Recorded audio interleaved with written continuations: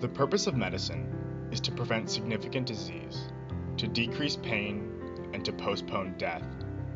Technology has to support these goals. If not, it may even be counterproductive. Joel Nobel. Prior to the turn of the 20th century, medicine was an inexact and precarious science.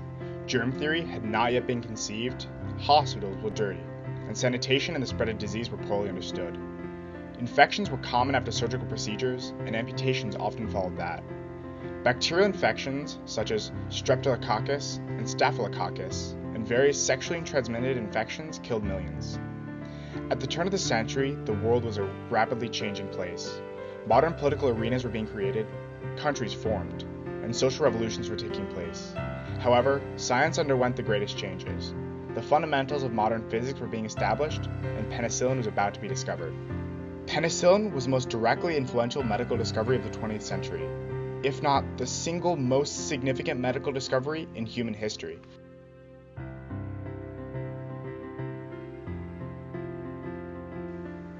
Penicillin has a complicated history of discovery. Alexander Fleming is typically credited with its discovery in 1928. However, other notable researchers observed the antibacterial characteristics of the Penicillium fungus before him. The first references date as far back as 1875, with an entry in a publication of the Royal Society by John Tyndall, namesake of the Tyndall effect and a prominent physicist. Yet none of this earlier research led to any actual applications of the fungus. It was only after Fleming's discovery that penicillin was isolated. The date of discovery was September 28, 1928. In his laboratory in the basement of St. Mary's Hospital in London, Fleming had accidentally left open one of his many petri dishes. This one particular dish contained a culture of pure staphylococcus. However, upon returning the next morning, he discovered that a small teal mold had taken hold in the dish. Normally, he would have simply tossed out the contaminated dish, yet the effect the mold had on the staphylococcus culture stopped him. What he saw would change the world of medicine and help shape the 20th century. There was, in the dish, what is known as a ring of inhibition encircling the mold. This was a small circular gap between the mold and the bacteria. Fleming recognized the significance of this and created a culture of only this strange mold. He determined that this was in fact the Penicillium notatum mold. He sent samples on to Charles Thorne, the U.S. Department of Agriculture's chief mycologist, for confirmation. Moving on from this discovery, Fleming worked to isolate the compound with the antibacterial properties from the mold. Eventually, he could successfully culture the mold and extract the compound. Coining the term penicillin for his extract, Fleming optimistically predicted a wide array of applications. He saw potential for its use in humans as an antibiotic, but also saw a more immediately pragmatic application in disinfectants. Fleming then moved on to try it as an antibiotic in humans, and he faced many obstacles. At first, he had trouble refining the penicillin. He used a broth culture of the fungus, but couldn't achieve a reliably pure result. Eventually, he did, but when the trials finally came around, the subjects excreted the penicillin too quickly to have any lasting effects with manageable doses. Fleming could not concentrate the penicillin in the circulatory system to a great enough degree for it to be a viable drug. Fleming gave up testing in 1931. The young Australian scientist, Dr. Howard Florey, took another look at the problem. To prove the efficacy of penicillin, he turned to mice. Because of the smaller organism, a far smaller dosage was required. Its effectiveness in mice proved the legitimacy of penicillin's potential in humans. His trials gained recognition for the new drug and began to acquire funding. By 1939, Florey, Dr. Ernst Chain, and their associates were hard at work on penicillin development. However, the so-called Oxford group started struggling with funding, not because of the research itself, but because Britain had just entered World War II. Florey and Chain contacted Charles Thorne of the USDA, who connected them to funding from the Rockefeller Institute. In 1942, a pair of researchers, Charles Ramelkamp and Chester Kiefer, undertook the task of examining all of the possible methods of delivery for penicillin in an article titled The Absorption, Excretion, and Distribution of Penicillin. They found that in almost every case, regardless of the method of reception, the concentration of penicillin in the bloodstream dropped to clinically ineffective levels after about half an hour. They did, however, determine that when the kidney failed to work properly, the concentration was steady and long-lasting. For example, in one of the first field uses of penicillin, nearly 9 gallons were needed in the surgeries of 20 survivors of the Coconut Grove fire in Boston in 1942. Eventually, a method of preventing rapid excretion was discovered. A drug agent known as probenecid was bound to penicillin to reduce the excretion rate to a point at which dosages were acceptably small. By 1944, what was then the U.S. Department of War began to see the potential of penicillin as well. In an Army trial, a single injection of penicillin was found to cure 64 out of 65 Army patients of venereal diseases such as gonorrhea. With the acceptance in the realm of war, penicillin truly began to flourish and revolutionize the world.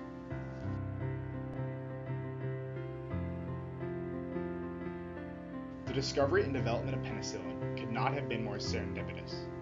Not only was it discovered and popularized by a British contingent of researchers, but also came along just as World War II began to heat up.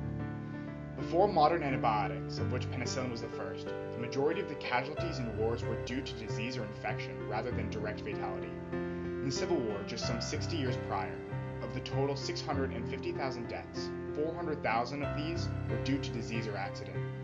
Injuries that are now non-fatal were considered fatal at the time because of the high likelihood for gangrene and other bacterial infections. World War II was the deadliest conflict in human history.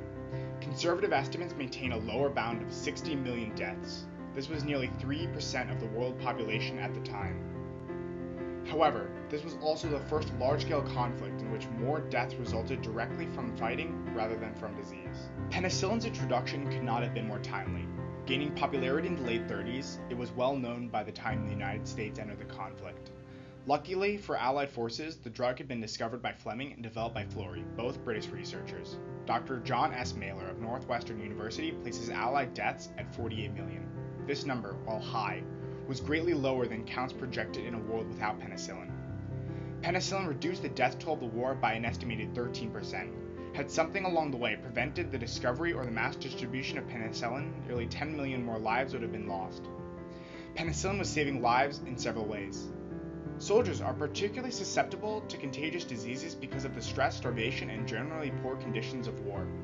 Penicillin was extremely effective at curing common infections such as trench fever that would have typically had extremely high death tolls. It was also extremely effective at the elimination of venereal diseases. Penicillin also functioned as a safety net in medical environments. Doctors John Lockwood, William White, and Franklin Murphy of the University of Pennsylvania championed the use of penicillin during surgery. It was used as a sterilizing agent, but the trio also promoted its use as a routine post-op drug. Additionally, penicillin could cure patients of ailments such as gangrene, a common infection from open sores or wounds that are easily sustained in battle. These three functions of penicillin alone, with numerous others, saved nearly 10 million lives. Without the fortuitous and expeditious invention of penicillin, the Allied forces would have had a much harder time, and the war would have been a sixth again as fatal as it already was. Penicillin also led another significant revolution.